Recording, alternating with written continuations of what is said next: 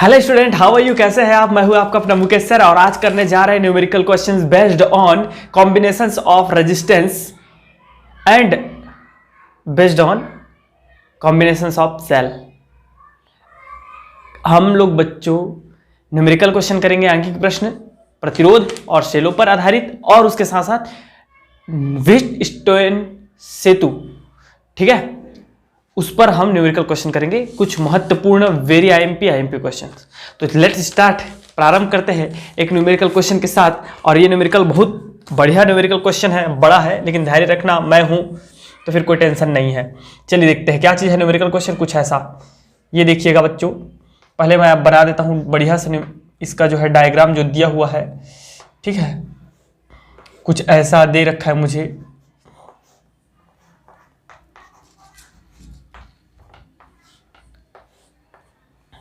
ये देखिए, ठीक है,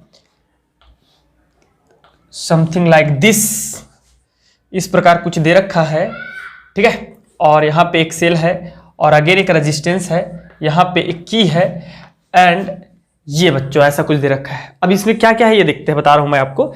16 वोल्ट का एक सेल है, ठीक है, प्लस सीरा माइनस साइड 1 ओम का रेजिस्टेंस है। This is internal resistance of cell. Okay, वो साइड में भले बना दिया गया है, लेकिन एक्चुअल में क्या है, ये पूरे सेल का इंटरनल जो है रेजिस्टेंस है, याद रखिएगा, ठीक है। इसको मैं मिटा दे रहा हूं, बताएंगे आपको, चिंता मत करो। और इसमें आई एम्पियर की धारा प्रवाहित हो रही है।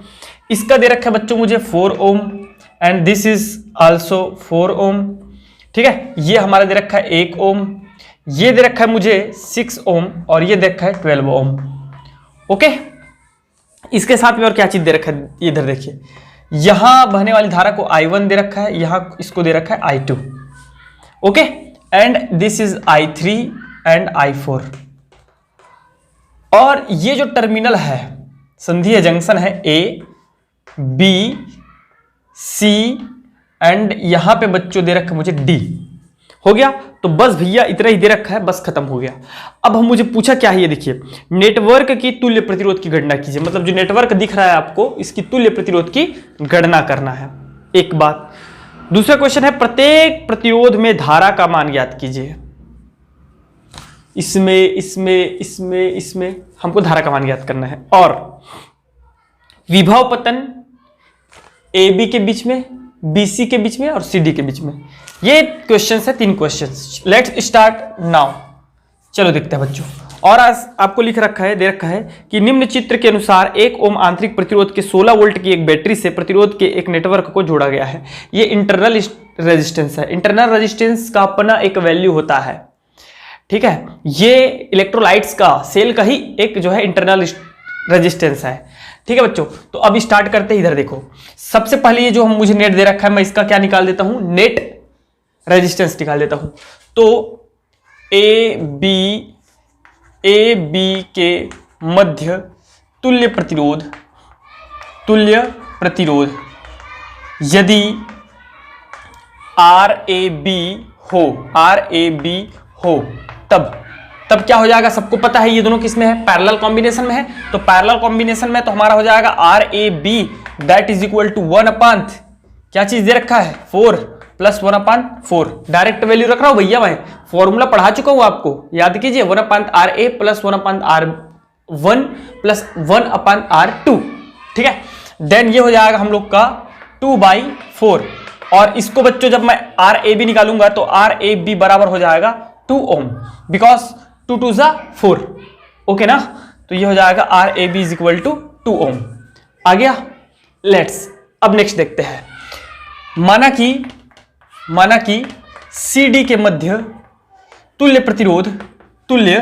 प्रतिरोध जो है वो है RCD। तब देखिए क्या हो जाएगा, RCD का value 1/RCD that is equal to, ये भी पैरेलल कॉम्बिनेशन में, ठीक है। तो पैरेलल में है तो क्या हो जाएगा, 1/RCD 1/6 प्लस 1/12।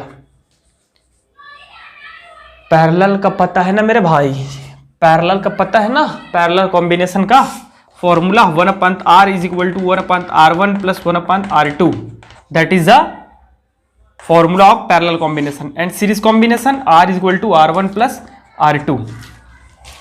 तो अब क्या है बच्चों, इधर देखिए, अब क्या है भाई, ये देखिए, इनको सॉल्व करें, इनको सॉल्व करेंगे तो क्या आएगा, बोल दीजिए।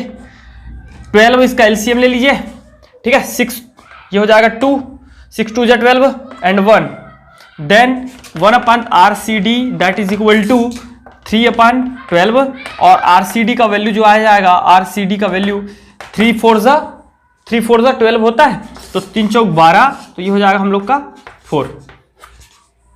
ओके हाँ, अब यहां से A से D का हम लोग तुल्य प्रतिरोध देखते हैं, A से D का। अतः नेट का संपूर्ण नेट का तुल्य प्रतिरोध वो जो हो जाएगा बच्चों, वो हो जाएगा R that is equal to, क्या हो जाएगा बता दीजिए, RAB plus RBC plus RCD। इसको नहीं लेना है, क्यों नहीं लेना है, क्योंकि वो आंतरिक, इसीलिए तो बोला भाई it is an internal resistance of this particular cell, इसलिए उसको छोड़ देना है। वो बाह्य प्रतिरोध है, नेट है, उसको में लीजिएगा। तो R इज इक्वल टू हमारा निकल के आएगा, AB का वैल्यू 2 दे रखा है, 1 दे रखा है, 4 दे रखा है, दैट इज 7 ओम। फर्स्ट आंसर आ गया, पहला आंसर आ गया, सब कुछ अच्छे समझ में आ गया, वेरी गुड ना, इतना आप ध्यान रखिएगा। अब मैं इसका जो, चलिए इतना हो गया, हम लोग एक काम करते हैं यार, एक काम करते हैं, यहां आपको दिख रही है ना, तो यहां पे मैं कुछ चीजों को वैल्यू लिख देता हूं। क्या चीज, सपोज नहीं, RAB का वैल्यू दे रखा मुझे 2 ओम आया है, ठीक है। RBC का वैल्यू दिख ही रहा है, RCD का वैल्यू जो दे रखा मुझे 4 ओम आया है, ठीक है, एंड R टोटल जो दे रखा 7 ओम आया है। ये तो दिख ही रहा होगा आप लोग को, उम्मीद करता हूं। तो इसको मिटा देता हूं क्योंकि जगह की कमी थोड़ी सी, ठीक है। अब नेक्स्ट देखते हैं हमको क्या दे रखा है। अब मुझे दूसरा जो फाइंड आउट करना है बच्चों, वो है कि A1 I1 I2 का वैल्यू फाइंड आउट करना है, I3 I4 का वैल्यू फाइंड आउट करना है। तो उसको हम कैसे करेंगे, ये देखो, इसमें मुझे दे रखा है कि, ठीक है, इसमें जो धारा बह रही है ना, वो है 2 एम्पियर। मैं इसको लिखाना भूल गया था, सॉरी।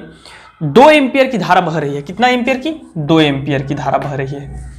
तो बच्चों आप सबको पता होगा 2 एम्पियर की धारा इस जंक्शन में जाकर के 2 भागों में डिवाइड हो रही है। तो भाई दोनों में क्या होगा, बराबर बराबर भाग में डिवाइड ना होगा, ठीक है ना। चूंकि परिपथ में 2 एम्पियर की धारा प्रवाहित होती है, 2 ampere, I is equal to 2 ampere की धारा प्रवाहित होती है, धारा प्रवाहित होती है। अतः अगर ये पूरा सीरीज क्रम में होता ना, तो सीरीज में, पूरा सीरीज में जो है जितना लंबा जाए उससे कोई मतलब नहीं, पूरे सीरीज में एक जितना एम्पियर की धारा बढ़ी उतना ही होता। लेकिन यहाँ पैरेलल कॉम्बिनेशन है, इसलिए धारा बढ़ जाता है। लेकिन यहाँ का विभव, इस पूरे AB का विभव कांस्टेंट रहेगा, AB का विभव कांस्टेंट रहता है बच्चों, ये पैरेलल का नियम कहता है। AB में पूरा विभव कांस्टेंट रहता है, मतलब जितना 4 ओम में विभव होगा उतना ही जो है हमारा 4 ओम में भी, दोनों में ही, दोनों प्रतिरोधों में हमारा विभव जो है, वोल्टेज कॉमन रहेगा, लेकिन धारा डिफरेंट रहती है, ठीक है। यहां पे हमारा ये वाला वोल्टेज, ये वाला वोल्टेज, CD के बीच का वोल्टेज कॉमन रहेगा, बट जो है यहां धारा और यहां धारा दोनों डिफरेंट हो सकते हैं, ठीक है। अब देखते हैं, प्रवाहित होती है, अतः I1, ठीक है, बराबर I2 बराबर I/2। मैं क्यों लिख दिया, ऐसा क्यों लिख दिया, दोनों ही देखो, ये जो धारा है वो 2 भागों में बट रही है यार, बट रही है कि नहीं बट रही है, बट रही ना भाई, 2 भाग में बट रही है। तो I धारा को आप 2 भाग में बांट दीजिए, ठीक है, और दोनों को क्या मिलेगा, बराबर बराबर मिलेगा। तो कितना हो जाएगा ये, then it is 2/2 that is equal to 1 ampere, ठीक है। तो I1 is equal to I2 that is equal to 1 ampere. इतना समझ में आ गया सबको अच्छे से। अब देखते हैं, बात करते हैं कहां, I3 और I4 की बात करते हैं, ठीक है बच्चों। चलिए लेट्स स्टार्ट। क्या है, इधर देखो सब लोग, चूंकि सीडी में देखेंगे दोनों में वोल्टेज अलग अलग है, तो सॉरी रेजिस्टेंस अलग अलग है। तो रेजिस्टेंस देखिए, चूंकि ओम के नियम से, ओम के नियम से हम सब जानते हैं क्या होता है, V is equal to IR होता है। ओके स्टूडेंट, तो ओम के नियम से हमें ये चीज पता है। अब देखो मेरे भाई, क्या चीज, मैं निकाल देता हूं वी सी और डी के बीच वोल्टेज, सी और डी के बीच क्या निकाल देता हूं बच्चों, वोल्टेज विभव। तो सी और डी के बीच विभव क्या होगा, ये देखो केयरफुली ना, क्या हो जाएगा V C D that is equal to, इस फॉर्मूले से देखिए वी की सी डी का वैल्यू निकालूंगा तो आई आर निकल के आएगा। आएगा कि नहीं आएगा, बोलो आएगा कि नहीं आएगा। अब देखो V C D is equal to I R, तो आई आर सी डी हो जाएगा, ठीक है। तो V C D is equal to, सबको पता है यहां कितना एम्पियर की धारा बह रही है, 2 एम्पियर की, और सी डी के बीच कितना दे रखा है मुझे, देखो 4 ओम, तो that is equal to 8 volt. VCD का क्या हो जाएगा बच्चों, VCD का विभव जो हो जाएगा वो हो जाएगा 8 वोल्ट। अब देखो हम दोनों में वो निकालते हैं, अतः धारा कैसे निकालेंगे, ये देखिए इसी फॉर्मूले से, अगेन इसी फॉर्मूले से, V is equal to VCD is equal to I3, ये देखिए I3 एंड R, तो उस R का वैल्यू कितना दे रखा है मुझे, VCD का वैल्यू दे रखा है 8, that is equal to I3 का मुझे वैल्यू निकालना है, R का वैल्यू कितना दे रखा है, 12 दे रखा है, 12 दे रखा है भाई, 12 को इधर ट्रांसफर कर दीजिए, तो I3 that is equal to हो जाएगा 8/12, और इसको हम लोग लिख सकते हैं बच्चों क्या, 4 2 8 और 4 3 12, तो I3 that is equal to 2/3 ampere. समझ में आ गया, ये भी निकल गई। और नेक्स्ट निकालना है मुझे यहाँ पे I4 का वैल्यू, तो सिमिलरली यहीं से फिर से कंसेप्ट उठा लीजिए, VCD that is equal to I4 R, तो VCD का वैल्यू दे रखा है मुझे 8 that is equal to I4 multiply R का वैल्यू कितना दे रखा है 6, तो 6 कर दीजिए, तो ये हो जाएगा I4 that is equal to 8/6, then 2 4 8 and 2 3 6, तो I4 का जो वैल्यू आ गया वो आ गया 4/3। ये भी निकल गया यार, हो गया। अब मुझे सिर्फ क्या बच गया, तीसरा क्वेश्चन बच गया, सिर्फ वोल्टेज निकालना है AB, BC और CD का। तो CD का तो पहले निकाल चुके हैं हम लोग, बच गया AB और BC का निकालना है यार, ठीक है। तो इसको मिटा देते हैं फिर, और क्या है, नोट कर लीजिएगा आप लोग।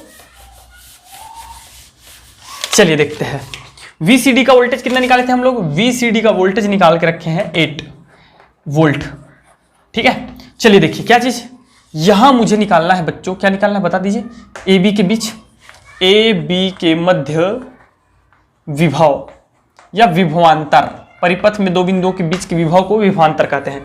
तो VAB that is equal to हो जाएगा इसके बीच, क्या चीज, इसके बीच हमको निकाल लेना है,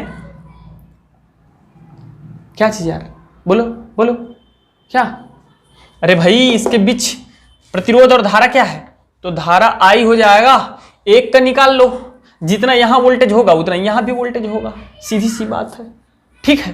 तो ये हो जाएगा I1 मल्टीप्लाई, किसी एक का निकाल लीजिए, 4 निकाल लीजिएगा, निकल गया। तो VAB का वैल्यू क्या आ जाएगा हमारा, VAB का वैल्यू आ जाएगा दैट इज इक्वल टू हो जाएगा, इसका वैल्यू I1 का वैल्यू देख लीजिए कहां पे, नहीं है इधर, 1 है, तो multiply 4 then is equal to 4 volt हो जाएगा। समझ में आ गया। नेक्स्ट VBC का वैल्यू निकालना, VBC का वैल्यू, तो यहां देख लीजिए यहां कितना रेजिस्टेंस है और धारा कितना है, धारा हो जाएगा हमारा 2 और रेजिस्टेंस कितना हो जाएगा 1, तो 2 वोल्ट हो जाएगा यहां पे, हो गया। ओके, समझ में आ गया, तो तीनों आंसर आ गए। चलिए अब इसको मिटा देते हैं, ये हो गया पूरा, ठीक है, कंप्लीट। अब नेक्स्ट क्वेश्चन देखिए बच्चों, एकदम इजी क्वेश्चन करा रहे हैं आपको, बस थोड़ा सा बस बता देता हूं मैं, 1 मिनट 2 मिनट का क्वेश्चन है, मैगी बनाते हैं। तो मैगी कुछ ऐसा बनाना है आपको, क्वेश्चन नंबर 2 कि आपको दे रखा है 4R तार को मोड़कर, 4 रेजिस्टेंस का तार को मोड़कर, 4R तार को मोड़कर, ठीक है, क्या किया गया है, एक वृत्त बनाया गया है। व्यास बिंदुओं के परितः प्रभावी प्रतिरोध क्या होगा, व्यास बिंदुओं के परितः बोल रहा है, देखिए इसको मोड़ करके एक हमको सर्कल बनाना है इस प्रकार, ठीक है। और इसका जो है बच्चों व्यास ये हो जाएगा हमारा, ठीक है, व्यास। अब व्यास मोड़ कर बनाना है, मतलब एक रेजिस्टेंस यहां हो जाएगा और एक रेजिस्टेंस यहां हो जाएगा, ठीक है। तो 4R तार को मोड़कर एक वृत्त बनाया गया है, व्यास बिंदुओं के परितः प्रभावी प्रतिरोध क्या होगा, ठीक है। तो ये हो जाएगा हमारा 2R और ये हो जाएगा बच्चों 2R। तो इसका रिजल्टेंट क्या हो जाएगा, ये देखो रिजल्टेंट क्या हो जाएगा, it is in a parallel combination because it is a diameter, ठीक है, ये हमारा व्यास है। तो इस हिसाब से हमारा जो रिजल्टेंट आएगा, सपोज आर एस कर देता हूं मैं, तो R S is equal to 1/r1 that is plus 1/r2, ये हमारा फॉर्मूला कहता है। तो r1 और r2 दे रखा है आपको, ठीक है। r1 ये दे रखा है, r1 is equal to 2r दे रखा है, क्योंकि 4r का है ये, और r2 is equal to 2r दे रखा है। तो ये हो जाएगा 1/rs that is equal to 1/2r plus 1/2r, और दोनों को हम लोग वो करेंगे बच्चों, तो rs इज इक्वल टू हो जाएगा 2/2r, देन 2 से 2 cancel out and rs is equal to r। Answer, ठीक है। हर्रा लगे ना फिटकरी और रंग आए चोखा, ठीक है। चलिए नेक्स्ट देखते हैं। नेक्स्ट क्वेश्चन कुछ ऐसा है हमारा, क्या है, ये भी एक वैसे ही है, मैगी बनाने वाला। क्या कि आपको तुल्य प्रतिरोध ज्ञात करना है टोटल, लेकिन थोड़ा सा देख लीजिएगा क्या है, बता रहे हैं आपको। कुछ इस प्रकार दे रखा है, इसका नेट को समझना ज्यादा वो है, ठीक है। नेट को समझिएगा, नेट को समझना है बच्चों, और कुछ नहीं रखा है फिर उसके बाद इसमें, नेट को बस समझ जाइए। कुछ इस प्रकार नेट मुझे दे रखा है,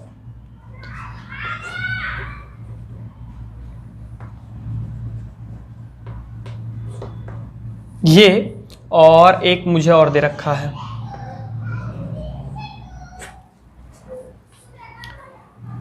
ठीक है। और ये दे रखा है 3 ओम 3 ओम एंड 3 ओम एंड 3 ओम, और बाकी जितना आपको दिख रहा है, नहीं, अभी भी कुछ चीजें हैं यार। ये 3 ओम बाहर का जितना भी वो 3 ओम है, और अंदर का जितना है वो 6 ओम है। ये 6 ओम 6 ओम एंड 6 ओम। इसका मुझे जो है क्या ज्ञात करना है बच्चों, इस पूरे नेट का हमें क्या फाइंड आउट करना है, रिजल्टेंट फाइंड आउट करना है। चलो देखते हैं क्या है। आप इसमें देखो एक कॉमन सा चीजें देखो, कुछ कॉमन सी चीजें देखिए। क्या कॉमन सी चीजें हैं, ये एक एक को पकड़ लीजिए, 1 दे दीजिए, 2 दे दीजिए, 3 दे दीजिए एंड 4 दे दीजिए। समझ में आ रहा है? तो 1 में देखते हैं, 1 में क्या है, ये और ये क्या सीरीज कॉम्बिनेशन है कि नहीं है भाई, ये और ये सीरीज कॉम्बिनेशन है, और इसके साथ क्या है, पैरेलल है। तो पहले को सॉल्व कीजिए, पहले को सॉल्व कीजिए। तो प्रथम जाल में कह दीजिए या नेट में, ठीक है। हल पहले ऐसा बना लीजिएगा, हल करने के लिए ऐसा पहले बना लीजिएगा, उसके बाद बताइएगा। हल 1 में माना, हल माना 1 में तुल्य प्रतिरोध क्या है बच्चों, R1 है, R1 है। तो इसमें क्या निकल जाएगा बताइए मुझे, इसमें R1 कैसे निकालोगे आप लोग, इधर देखिए। सबसे पहले ये दोनों को निकाल दीजिए, ठीक है। 3 ओम और 3 ओम का निकाल देंगे, तो 3 ओम का कितना हो जाएगा, 6 ओम हो जाएगा भाई, 6 ओम हो जाएगा। 3 और 3 6, और 6 के साथ क्या है, इन्हें पैरेलल कॉम्बिनेशन है, ये दोनों सीरीज में हो गया तो 6 ओम हो गया, ठीक है। या आप ऐसा कर सकते हो, तुल्य प्रतिरोध R1 है, जहां 3 ओम और 3 ओम श्रेणी क्रम में है, श्रेणी क्रम में है, जो 6 ओम के साथ क्या है, समांतर क्रम में है, समांतर क्रम में है। आप लोग लिखते रहिएगा यार उस चीज को, ठीक है। मैं समझा देता हूं, इस लाइन बस देख लीजिएगा। तो 3 और 3 श्रेणी क्रम में है, और जो 6 ओम के साथ समांतर क्रम में है। तो 3 कितना हो गया, 6 ओम, और 6 ओम अगेन 6 ओम के साथ क्या समांतर क्रम में है। तो हमारा जो तुल्य आ जाएगा 1/R1 that is equal to, क्योंकि मैंने R1 मान रखा है, तो 1/6 ओम, ठीक है, प्लस 1/6। तो ये कैसा आया सर, तो भाई वही तो बता रहा हूँ, ये तो 6 है, और ये 3 को जोड़ दिए 6, और दोनों पैरेलल कॉम्बिनेशन में है, तो ये हो जाएगा, तो 2 बटे क्या हो जाएगा, 6। तो रिजल्टेंट R1 क्या आ जाएगा, R1 इज इक्वल टू हो जाएगा 2 3 6 3 आ जाएगा, 3 ओम। इस चीज का आ गया रिजल्टेंट। अब ये जो है, ये जो 6 ओम आया है, ये रिजल्टेंट, ये इस 3 ओम आया है, ये पूरा का हो गया सॉल्व, ये हो गया 3 ओम। इसके जगह में क्या लिख सकते हो, पूरा 3 ओम लिख सकते हो, इसको हटा के, ठीक है। और ये 3 ओम और ये 3 ओम क्या है, फिर से श्रेणी क्रम में है। तो एक काम करते, दूसरे में तुल्य प्रतिरोध सेम लिखिएगा, R2 है, तब क्या हो जाएगा, तब ये पूरा सॉल्व किया था हमने आया 3 ओम, हमको आया 3 ओम, और ये 3 ओम और ये 3 ओम किसमें, श्रेणी में है। तो 3 और 3 कितना हो गया, 6, और ये 6 और ये 6 हो गया फिर से पैरेलल में। तो ये हो जाएगा 1/R2, मान लीजिए 1/R2 is equal to 6 plus 1/6 that is equal to 2/6, ठीक है बच्चों। तो 2 3 6 तो यहाँ पे फिर से हमारा R2 क्या आ गया, R2 इज इक्वल टू 3 ओम आ गया। अब क्या हो गया, ये पूरा सॉल्व हो गया ना। इसके जगह में क्या आ गया, इसके जगह में आ गया 3 ओम आ गया इसके जगह में। अब ये 3 और ये 3 किस में, श्रेणी क्रम में है। तो सपोज करते हैं तीसरे का नंबर का क्या मान लेते हैं, तीसरे का है R3। तो ये 3 और ये 3 हो गया श्रेणी क्रम में, तो 3 3 हो गया 6, और ये 6 के साथ क्या हो जाएगा बता दो मुझे, इस 6 के साथ पैरेलल में हो जाएगा। तो ये हो जाएगा 1/R3 that is equal to 1/6 plus 1/6, then R3 is equal to हो जाएगा 3 ओम। फिर से अब ये पूरा सॉल्व हो गया तीसरा नंबर, इसके जगह में क्या आ जाएगा 3 ओम आएगा। ये 3 ओम और ये 3 ओम और ये 3 ओम, देखिए ये दोनों 3 ओम किस में है, सीरीज में, ठीक है। ये दोनों सीरीज किस में है, सीरीज में है। तो ये कर दीजिएगा आप लोग, 3 और 3 हो गया 6, ठीक है। तो 1/R4 जो हो जाएगा इसका हो जाएगा रिजल्टेंट, इसका रिजल्टेंट जो हो जाएगा, ये 3 और ये 3 हो गया श्रेणी क्रम में 6 हो गया, और ये पैरेलल क्रम में, मीन्स दैट ये, तो 1/R4 that is equal to ये हो जाएगा बच्चों हमारा 6, और 6 1 जा 6 एंड 2 जा 6, एंड ये हो जाएगा 3/6 और 3 दूनी 6 1/2, then R2 is equal to, मतलब पूरा रजिस्टेंट कंप्लीट जो है सॉल्यूशन हमारा जो आ जाएगा वो आ जाएगा 2 ओम। ओके डियर स्टूडेंट, अब देखते हैं थर्ड क्वेश्चन। ये तो था बेस्ड ऑन क्या चीज, आपका प्रतिरोधों पर आधारित कुछ क्वेश्चंस। आपको और भी करने हैं, ऐसा नहीं है कि बस इतना ही खत्म हो गया, नहीं बिल्कुल नहीं, आपको ढेर सारे क्वेश्चंस लगाने भाई, प्रैक्टिस एंड मोर। लोग देख लेते हैं कुछ और क्वेश्चंस, ठीक है। जैसे कि मेरे पास एक क्वेश्चन दे रखा है कि 1 ओम 2 ओम 3 ओम के 3 प्रतिरोध श्रेणी क्रम में संयोजित है, प्रतिरोधों के संयोजन का कुल प्रतिरोध क्या है। ये तो आसान है, एकदम इजी है, बट दूसरा और उस चीज में लगा हुआ है, यदि प्रतिरोधों का संयोजन किसी 12 वोल्ट की बैटरी जिसका आंतरिक प्रतिरोध नागण्य है से संबद्ध है, तो प्रत्येक सिरों पर वोल्टता ज्ञात कीजिए। ठीक है, चलिए देखते हैं कैसा है। मतलब 3 मुझे प्रतिरोध दे रखे हैं बच्चों, कुछ इस प्रकार, ठीक है, 1 2 एंड 3, और इसको जो है जोड़ दिया गया है, किसके साथ जोड़ दिया गया है, 12 वोल्ट के बैटरी के साथ जोड़ दिया गया है इस प्रकार। ठीक है, धारा इधर प्रवाहित हो जाएगी, 1 ओम 2 ओम 3 ओम, ओके, और 12 वोल्ट के बैटरी के साथ जोड़ दिया गया है। तो पहला क्वेश्चन तुल्य प्रतिरोध का है, तो एकदम आसान है, सबको पता है, RS is equal to R1 plus R2 plus R3, then 1 2 3 3 6 ohm हो जाएगा। ये तो आ गया फर्स्ट, लेकिन 20 सेकंड क्या बोल रहा है ये सुनिएगा। सेकंड में बोलता है हमको यदि प्रतिरोधों का संयोजन किसी 12 वोल्ट की बैटरी से होती है, हमने कर दिया। आंतरिक प्रतिरोध नागण्य है बोल दिया, वेरी गुड, बहुत अच्छा भैया, धन्यवाद आपका, बहुत बहुत आभार। तो प्रत्येक सिरों पर वोल्टता ज्ञात कीजिए। अब श्रेणी क्रम में लगा हुआ है बच्चों, तो सबको पता है यार, प्रत्येक प्रतिरोध का वोल्टता भिन्न भिन्न होती है, ये सबको मैं कई बार बताते हो गया। यही चीज़ छोटी छोटी कंसेप्ट है, उसको क्लियर रखना है आपको। धारा सब में एक समान रहेगी, श्रेणी क्रम में वोल्टता भिन्न भिन्न, और समांतर क्रम में धारा भिन्न भिन्न वोल्टता एक समान रहती है। ठीक है ना, चलिए देखते हैं। तो हमको क्या करना है ये देखो, पहले आप V1 ज्ञात करने के लिए मुझे R1 तो दे रखा है ओम के नियम से, बट I नहीं दिया है, ठीक, उसको निकालते हैं पहले। चलो कैसे निकालेंगे, माना कि परिपथ में परिणामी धारा में धारा I प्रवाहित होती है, अतः क्या हो जाएगा बच्चों बता दो मुझे, प्रवाहित होती है, अतः V is equal to IR होता है कि नहीं होता है। अब हम सबको पता है यार, वोल्टता टोटल दे रखा है 12, धारा हम नहीं जानते, लेकिन रेजिस्टेंस तुल्य प्रतिरोध कितना दे रखा है मुझे 6, then I is equal to हो जाएगा 2 एम्पियर। होगा कि नहीं होगा भाई बोल दो यार, एकदम आसान है कि नहीं है। अब मुझे प्रत्येक प्रतिरोध पर धारा ज्ञात करना है। प्रतिरोध 1 ओम पर धारा, तो 1 ओम पर धारा माना कि I1 है, तब क्या हो जाएगा बच्चों, इधर देखो, सबको पता है V1, ठीक है, V1 इज इक्वल टू हो जाएगा प्रतिरोध 1 ओम पर धारा नहीं, या इसकी जगह में लिखेंगे विभव, क्योंकि धारा तो सब समान जगह रहता है, विभव V1 है, तब V1 इज इक्वल टू होगा IR1। अब V1 इज इक्वल टू हमारा हो जाएगा, I का वैल्यू कितना दे दिया 2 एम्पियर, सब में 2 एम्पियर रहेगा, ये मिल गया मुझे 2 एम्पियर है ना, तो 2 मल्टीप्लाई आपको R1 का वैल्यू कितना दे रखा है 1, तो ये हो जाएगा 2 एम्पियर बच्चों। इसी प्रकार V2 का वैल्यू निकालोगे तो 2 मल्टीप्लाई 2, ये हो जाएगा 4 एम्पियर बच्चों, और V3 का वैल्यू निकालेंगे तो 2 multiply 3 that is equal to 6 ampere. खत्म हो गया। ठीक है, तो ये बहुत सामान्य सा प्रश्न है, ऐसे प्रश्न। ठीक है, सिमिलरली एकदम सेम ऐसे ही प्रश्न मेरे पास एक और है जिसको मैं आपको होमवर्क दूंगा। ठीक है, एक क्वेश्चन है आपको, उसको मैं होमवर्क दूंगा। चलिए नेक्स्ट क्वेश्चन देखते हैं। एक क्वेश्चन लिख लीजिए आप लोग, इसको आप लोग करके मुझे व्हाट्सएप कर देना। डिस्क्रिप्शन बॉक्स पे मेरा नंबर मिल जाएगा आपको, और जो बच्चे ग्रुप में जुड़े हुए हैं तो ग्रुप में आप शेयर कर सकते हैं सॉल्व करके।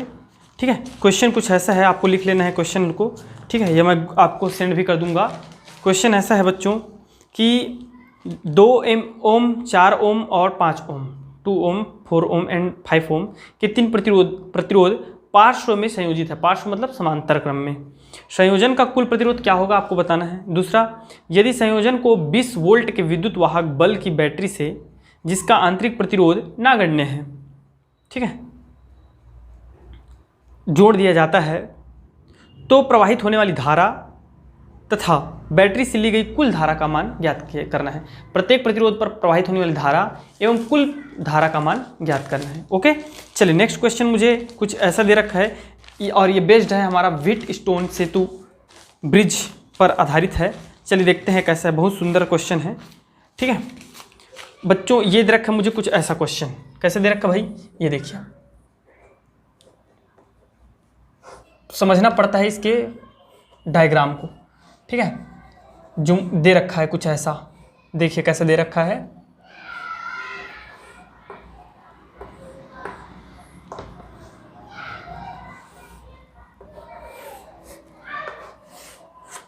ये दे रखा है बच्चों, और यहाँ पे दे रखा है मुझे 10 ओम, और ये दे रखा है मुझे 10 वोल्ट। क्या चीज़, 10 वोल्ट। ठीक है, और बाकी जो है उनका वैल्यूज़ ऐसा कुछ है कि 10 ओम ये है और 10 ओम ये है, और बाकी जितने हैं वो 5 ओम के हैं। 5 ओम मत बनाओ यार, चलो छोड़ो, बस आप लोग बनाइएगा, मैं नहीं बना रहा हूँ क्योंकि गंदा दिखता है यार फिर, है ना, छोटा सा जगह है, भर जाता है। ठीक है, ये चीज़ दे रखा है, और आपको ये दे दिया A B C D E F.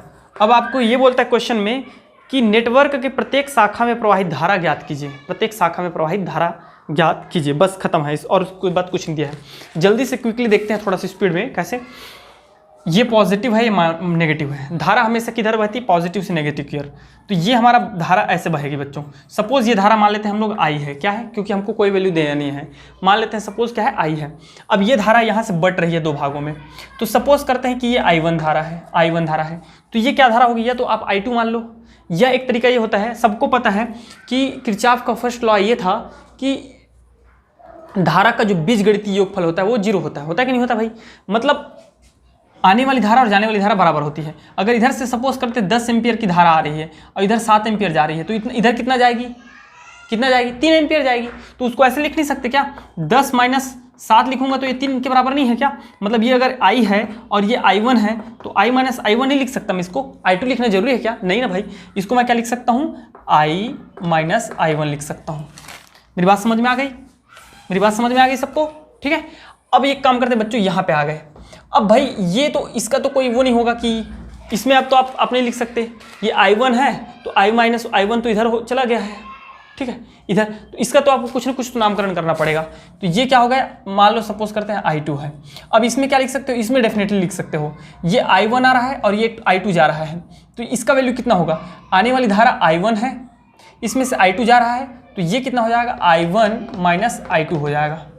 होगा कि नहीं होगा, इतना बात समझ में आ गया। अब ये जो धारा इधर से जा रही है ना, वो एक बार इधर जा करके इधर आ गई।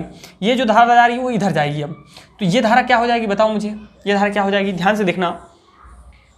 I माइनस I1 आ रही है और I2 भी आ रही है, तो किसी भी जंक्शन में जो धारा आती है बच्चों, वो आने वाली धाराओं का सम होता है। इस जंक्शन में कौन सा धारा होगा, I माइनस I1, और ये कौन सा धारा है, I2। ये धारा जो होगी उसका वैल्यू ये हो जाएगा पूरा, देख लो, समझ में आ गया। तो इतना पहले समझना है आपको। अब यहाँ से धारा इधर टर्न लेगी और इधर से ऐसे घूमते फिर चली जाएगी, समझ में आ गया। अब देखिएगा, मैं ले रहा हूँ बंद लूप, पहले ले लेता हूँ मैं ABDA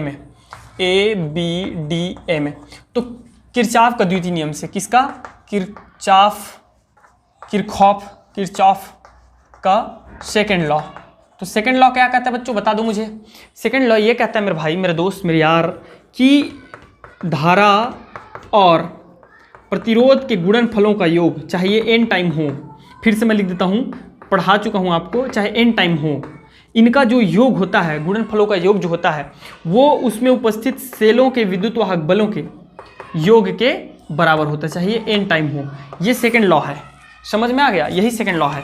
तो इस हिसाब से हमारा सेकंड लॉ के अकॉर्डिंग ये क्या हो जाएगा, आप चलिए ए से कहाँ चलेंगे हम लोग, बी की ओर चलेंगे, ए से बी की ओर चलेंगे पहले ना, ए बी डी ए में, तो ए से बी की ओर चल रहे हैं तो हम पॉजिटिव डायरेक्शन में चल रहे हैं, या आप एक काम कर सकते हो, ए डी बी ए में चल सकते हो, ए डी बी ए में चल सकते हो, तो भी कोई प्रॉब्लम नहीं है, याद रखना कोई प्रॉब्लम नहीं है। मैं इसलिए ज़्यादा लिया क्योंकि दो मुझे डायरेक्शन पॉजिटिव मिल रहा है, इसलिए लिया, डिफरेंट कुछ नहीं आएगा, ठीक है। तो ए से डी में चला मैं, तो आगे मुझे सबसे पहले जो प्रतिरोध है और धारा देख लीजिएगा, प्रतिरोध 10, धारा को पहले लिख लीजिएगा, IR होता है, तो I1 10 हो जाएगा, हो गया I1 10, या चलो प्रतिरोध को पहले लिख लेते हैं, इसमें कोई डिफरेंट नहीं है, 10 I1 हो गया, 10 I1। अब इधर जब आऊँगा बच्चों तो 5 I2 हो गया, क्या हो जाएगा, 5 I2 हो जाएगा पॉजिटिव। अब इधर से जब मैं अपोजिट डायरेक्शन में जाऊंगा तो ये क्या है, मुझे 5 मिल रहा है, अपोजिट डायरेक्शन इसलिए -5 मिल रहा है, और इसमें धारा जो है मेरा I माइनस I1 है, और दैट इज इक्वल टू, तो इसमें कुल कितने आपको सेल मिले बता मुझे, एक भी सेल नहीं है, तो विद्युत वाहक बल क्या हो जाएगा, 0 हो जाएगा। समझ में आ गया। अब देखिए यहाँ से कुछ कॉमन नहीं कर रहा है, 5 कॉमन नहीं कर रहा है, तो ये हो जाएगा 2I1 प्लस I2 माइनस, यहाँ से 1 कॉमन निकल गया है, तो माइनस प्लस माइनस हो जाएगा I, और माइनस माइनस हो जाएगा plus I1, that is equal to 0। तो 2I1 और I1 हो गया बच्चों 3I1 प्लस I2, और इस I को उधर ट्रांसफर कर दीजिएगा तो बन जाएगा I। इक्वेशन 1 आ गया। इसी प्रकार आपको देखना है बंद लूप किस में, इधर देखिएगा, बंद लूप मुझे देखना है, इधर देख लो, BCDB में। अब BCDB देखो, चाहे DCBD देखो, चाहे कुछ भी देखो, मतलब वही रहता है। क्या देख लेते हैं, BCDB में द्वितीय नियम। तो सेकंड लॉ के अकॉर्डिंग क्या हो जाएगा, B से चलना प्रारंभ करो, B से मैं C की ओर चल रहा हूँ, तो B से C की ओर चल रहा हूँ, तो मेरा धारा और उसको देख लीजिएगा, 10 ओम का प्रतिरोध है और धारा है I minus I1 plus I2। कैसे आया, समझ में आ गया होगा उम्मीद करता हूँ, ठीक है, नहीं तो आप प्रीवियस वीडियो देख लो पहले। अब देखिए इधर चले, उसके बाद ये अपोजिट डायरेक्शन है, तो माइनस आ जाएगा मेरे भाई, और माइनस के बाद क्या आ जाएगा, 5 है प्रतिरोध, और धारा क्या है, I1 माइनस I2 है, ठीक। अब उसके बाद मैं BCDB में आ रहा हूँ, तो मुझे फिर से 5 ओम का प्रतिरोध मिला, और धारा की दिशा में हूँ इसलिए पॉजिटिव हो जाएगा I2, और इसमें भी कोई सेल नहीं है इसलिए हो जाएगा 0। इसको भी थोड़ा कैलकुलेट करें, चलो तीनों में से कॉमन नहीं कर रहा है 5, तो ये हो जाएगा 2 बचेगा कि नहीं बचेगा, और ये हो जाएगा 2I माइनस प्लस माइनस है, और 2I1 और प्लस 2I2, इतना हो गया। यहाँ से 5 कॉमन ले लिया, तो minus I1 minus minus plus I2, ठीक है, और यहाँ बच जाएगा मेरे भाई, मेरे दोस्त, मेरे यार, मेरे स्टूडेंट, प्रिय विद्यार्थियों, I2, 5 नहीं रहेगा, केवल I2 बच जाएगा, क्योंकि 5 तो हम लोग लेके जा चुके हैं, 0 हो गया। अब देखो कुछ कट रहे हैं क्या, I1 कहाँ पे है, ये देखो I1 यहाँ है, I1 यहाँ है, बस दो ही जगह तो I1 है, तो -3I1 हो गया, वेरी गुड। I2 कहाँ पर है, 2I2 and I2 and I2, तो ये हो जाएगा +4I2 हो गया, that is equal to, I को उधर भेज दीजिए, कहाँ पे है I 2I है, और कहीं पे दिख रहा है क्या, नहीं है, तो ये हो जाएगा -2I। आप एक काम कर सकते हो, अब कुछ नहीं कर सकते हैं। ओके स्टूडेंट, तो यहाँ तक समझ आ गया होगा आपको, उम्मीद करते हैं। तो इसको आप थोड़ा सा क्या करिएगा, थोड़ा सा बस इसमें करेक्शन करना है आपको, और वो है माइनस को उधर भेज दीजिए, तो ये पॉजिटिव बन जाएगा। क्या हो जाएगा, 2I1 minus 4I2, 3I1 minus 4I2, that is equal to 2I। Minus को उधर भेज दिए, बस, और कुछ नहीं किए है ना भाई, थोड़ा ध्यान रखिएगा, कुछ नहीं किए हैं, घबराने वाली कोई बात है नहीं। अब क्या करें, इसको इक्वेशन 2 देते हैं। इक्वेशन 1 और 2 को देखो, एक स्टूडेंट एक चीज़ कॉमन है दोनों में, कट जाएगा। क्या चीज़ कट जाएगा भाई, बोलो, I से I कैंसिल आउट हो जाएगा। समझ में आ रहा है। अब इक्वेशन सॉल्व तो करने आता ही होगा यार, बच्चे नहीं हो आप लोग, बच्चे नहीं हो, इक्वेशन सॉल्व करने आता होगा। इसको मैं मिटा देता हूँ, ठीक है ना, और यहाँ पे सॉल्व करके दिखा देता हूँ आपको कैसे। ये देखिए, ये है 3I1 माइनस 4I2, ठीक है, that is equal to 2I। ये है, पहले क्या करो आप, ये क्या है, 2 है, 1 डिवाइडेड बाई 2, सॉरी 1 माइनस 2 कर देते हैं। चलो क्या होगा देखते हैं भाई। तो 3i1 plus i2 that is equal to i, और इसमें माइनस करो बच्चों 3i1 माइनस 4i2 और that is equal to 2i। Minus कर दीजिए, करके देखो भाई, कट जाएगा, कटेगा, ये हो जाएगा plus 5i2 that is equal to ये हो जाएगा हमारा माइनस i, हो जाएगा -2 में से 1 जाएगा, -i हो जाएगा। अब आगे की प्रोसेस क्या है, तो मैं यहाँ से i का वैल्यू निकाल लूँगा, या देखो बच्चों i का वैल्यू निकाल लूँगा या i2 का वैल्यू निकालूंगा। तो i2 का वैल्यू क्या आएगा, -i/5 आ गया, -i/5 ये निकल गया भाई।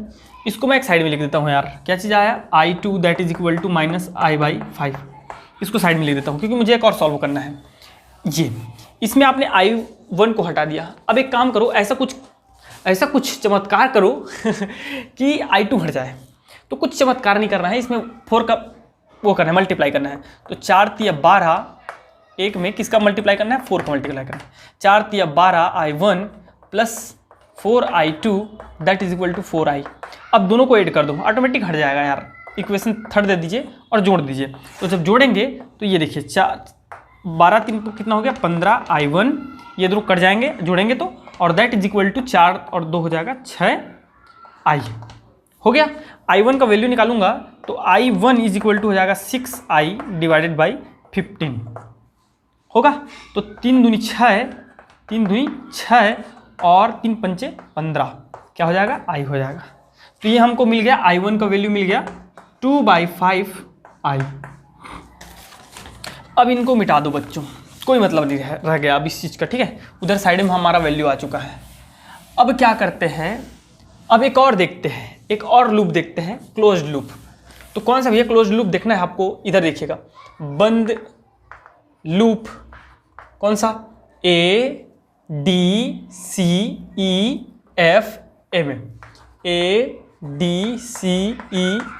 में।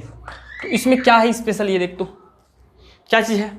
ए से चलना प्रारंभ करिए, इधर चलेंगे तो पॉजिटिव डायरेक्शन में चल रहे हैं, 10i आ जाएगा 1, ये आ गया 10i1। फिर पॉजिटिव आ रहा है हमारा क्या, 5i1 माइनस i2। उसके बाद इधर आएंगे, यहाँ पहुँच गए, यहाँ धारा क्या है, i है, और ये क्या है, 10 है, पॉजिटिव डायरेक्शन 10i हो गया, ठीक है। अब फिर पहुँच गए ए पे, तो ये हमारा हो गया ख़त्म। लेकिन यहाँ पे हमारा 0 नहीं होगा क्योंकि यहाँ एक हमको सेल मिल रहा है जिसका विद्युत बल है, और वो सेल है 10 वोल्ट का, मिल रहा है कि नहीं। और ऋण से हम लोग धन में प्रवेश कर रहे हैं, मतलब हो जाएगा धनात्मक। तो ये हो जाएगा बच्चों 10 हो गया भाई। अब क्या करो, इसको दे दो इक्वेशन नंबर 3, 4 5 6 जो भी इक्वेशन देना है दे देना, और उन दो वैल्यू जो मिले हुए हैं उनको उठा करके यहाँ पटक दो। पटकने का मतलब है रख दो। i1 का वैल्यू कितना दे रखा है मुझे, 2/5 i दे रखा है, i1 का वैल्यू प्लस 5, 2/5 i को यहाँ लिख दो, ठीक है। माइनस i2 का वैल्यू दे रखा है, माइनस माइनस हो जाएगा प्लस i/5, ठीक है, प्लस 10i और दैट इज इक्वल टू 10। हल करना है भाई, 10 दूनी 20i हो गया डिवाइडेड बाई 5, और ये हो जाएगा प्लस 5 बाहर है, और ये दोनों में से इसका जो है न्यूमरेटर डिनोमिनेटर सेम है, इसलिए न्यूमरेटर जुड़ जाएगा, और ये हो जाएगा 3i ओके, और प्लस 10i और दैट इज इक्वल टू हो गया 10।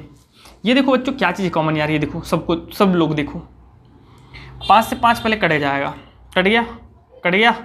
अब ये हो जाएगा 10i divided by 5 plus 3i plus 10i और दैट इज इक्वल टू 10। तो 10 3 हो गया 13, और 13 पंचे हो गया 65, क्या हो गया 65i, और डिवाइडेड बाई में क्या आ गया 5, और 5 को इधर ले जाऊंगा तो 5 दहम 50,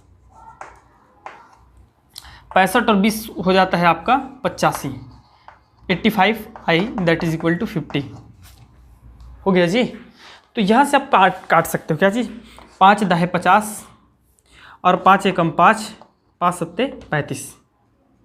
तो i का वैल्यू हमारा आ गया 10/17।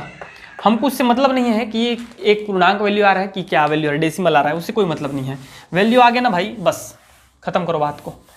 अब क्या करें, अब इस वैल्यूज़ को वहाँ पे रख दो, I1 पे रखूँगा तो क्या आ जाएगा, I1 is equal to 10/5 multiply 10/17 रख दो यार, 5 दूनी 10, तो ये हो जाएगा 4/70 एम्पियर।